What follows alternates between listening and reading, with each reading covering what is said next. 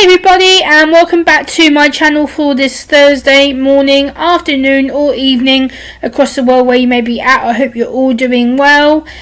And tonight I've got a video for you about a ITV programme here in the UK. ITV is a national TV network, and they've recently been doing a programme called The Assembly.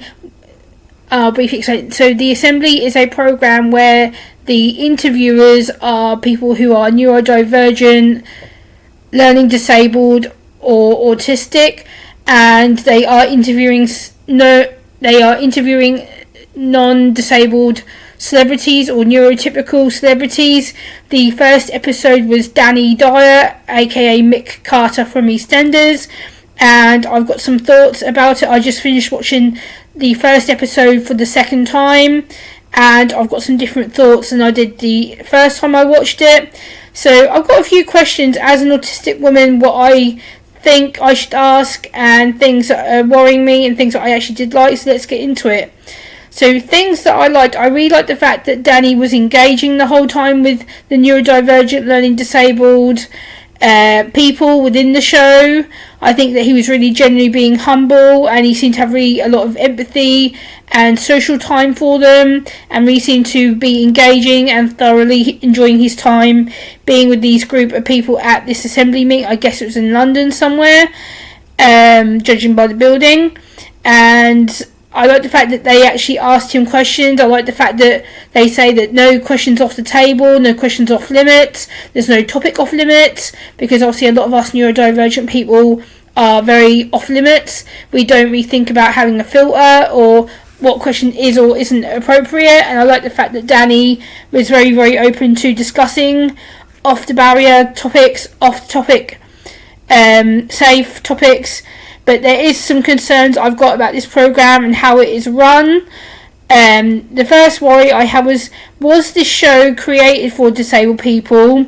Do they have any disabled staff working on this programme? There also seems to be a lack of structure within this session. The session was very messy. There wasn't no, like, this person goes first, this person, this person, this person. It was actually boom, boom, boom, boom, boom, boom, boom, boom, boom, boom, boom, question after question after question after question after question. It wasn't paced or set out or timed out in a schedule. For a lot of autistic people, that would have caused them immense distress, immense anxiety, immense panic. So I don't think that was even considered or taken into account for these neurodivergent or intellectually disabled people. How were the neurodivergent and learning disabled people prepared? Were they pre-scripted? Were they briefed beforehand? Were they given the questions before time, or were they given questions on the day? That's another question I have, which has panicked me, because a lot of it seemed pre-scripted, which obviously is for obvious reasons, for anxiety issues, for sensory issues. I get that, I understand that, but again, it seemed very disorganised and not run very well. There was no introductions of who these people were, what background they're from, what their story was, how they got involved in the assembly, or what the assembly actually is. There was no explanation or introduction on it. But I did like the fact that all the members of this assembly group seemed to be very happy with being recorded. They seemed to be very happy with being there. They seemed to be very happy enjoying themselves, taking part with Dani, talking to him, speaking to him, getting to sit next to him, and they seemed very much like they were safe and being around him and enjoying being with him and laughing and bantering and joking with him.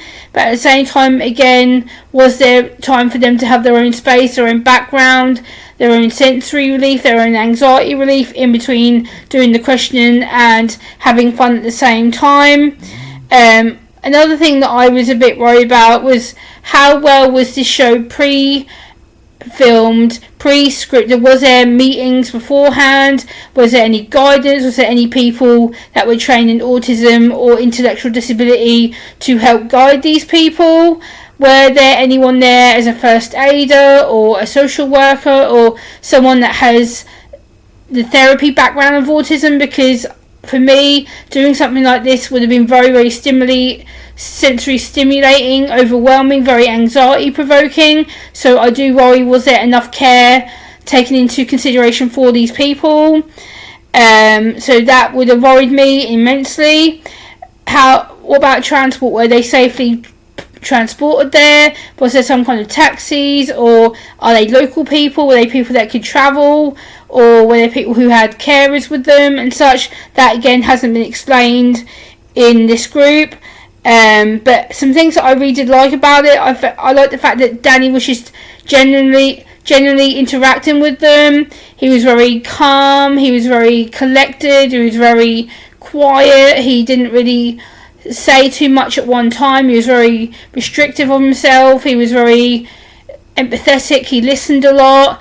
Like he said, he felt things and understood himself more and understood the neurodiverse and intellectually disabled people that he was with in that episode, and that he was able to show some kind of compassion, empathy, understanding towards these group of people, which I thought was really, really cool to discuss about. Also, I like the fact that he said that this group of people were going to get famous and that the show's going to take off and be a big hit. I like the fact that he was bigging the show up and be like, hey, this is going to be fantastic, this is going to be incredible, you're going to be famous, you're going to do this, and you're going to do this, and the show's going to do this, and the show's going to do this. And I like that because it's showing that a non-disabled, neurotypical person had the courage, the guts, the strength, the initiative to actually take part in this show and be part of it. And actually, all questions were off the table. There was no, no, not answering that, no. Everything was boom, boom, boom, boom, boom, answer after answer after answer after answer. And I will read the questions out to you, what were actually asked in this episode. But one thing that I do feel a little bit disappointed about and a little bit frustrated about, that there was no lived experiences stories, there was no background of how they got involved in this assembly group, there was no formal, like, well, I have autism, I have this, I have that, this is why I'm doing it. Like, it seemed very, very disorganised and very messy. I was disappointed that I didn't get to hear about the people and their stories. Maybe it's going to come out in the episodes following this one, but for the first episode I was a bit disappointed, and yeah, it wasn't, to me, well perceived, and I don't think that there was much they really thought about beforehand. But the group was run by autistic, neurodiverse, learning disabled people. The host was a guy called Ben. The first question was from a lady called Chardonnay, where she asked Dani Dyer about his bank account and being kicked out of his bank account by his wife because he had done a bad thing. And he basically explained that he deserved to be kicked out of the bank account because he was taking drugs and being naughty, and he understands why his wife takes control of everything. The next question was asked about David Cameron and why he called David Cameron a bad word. The answer was yes, he admitted to calling David Cameron a certain word, which I won't say in this video, but basically he called him a act, but with a certain word at the beginning. And then he was asked about how much money did he get paid for the documentary program called The Wall. He answered he got paid $100,000. Then a question was asked about how did he go to therapy, and Dani said that it was a huge question, that he had to think about it, and that therapy was a comfort tool for him.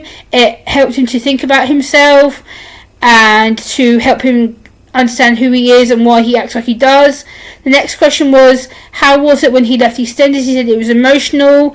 He left before he got killed off by the character Janine. He didn't like the fact he got partnered with Janine because he didn't want to be with her and found it a bit weird.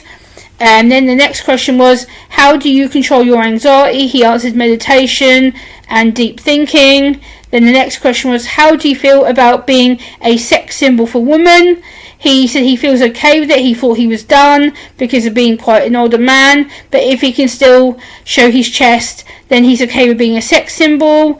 Then he was asked about the fact he found out his dad had a secret family. How did he feel? He said he felt hurt. He didn't understand it. He didn't understand why his dad had some kids elsewhere and didn't really understand. Then he was asked about why his daughter went into Love Island and what do you think of it. He said, well, at first he didn't want his daughter to go in there because all he'd heard was about people having sex in Love Island, but she didn't. She kept herself virtuous and behaved extraordinarily well and was a pleasure and made him really feel happy. The next question was about her wedding. How do you feel about your daughter's wedding, and have you prepared a speech? He said yes, he's excited.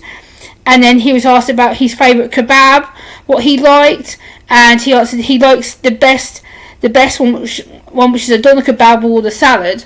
So again, these were very basic questions, but again, I do worry that some of these questions are going to be very off key or inappropriate. I think I am worried that these people are getting extorted. They are being made a public topic. They are being made a public face in person. And I hope that there has been some research into autism, intellectual disability in the background of these episodes as they go on. There is now currently 3 episodes. Episode 1 was Dani Dyer. Episode 2 was David Tennant. Episode 3 is Jay Thirlwall. I believe there's a 4th one, which I believe will be Gary Lineker. So I will do videos on each episode as they go on, but I hope you've enjoyed my thoughts on episode 1. Please like, comment, share and subscribe, and I'll see you next time. Bye!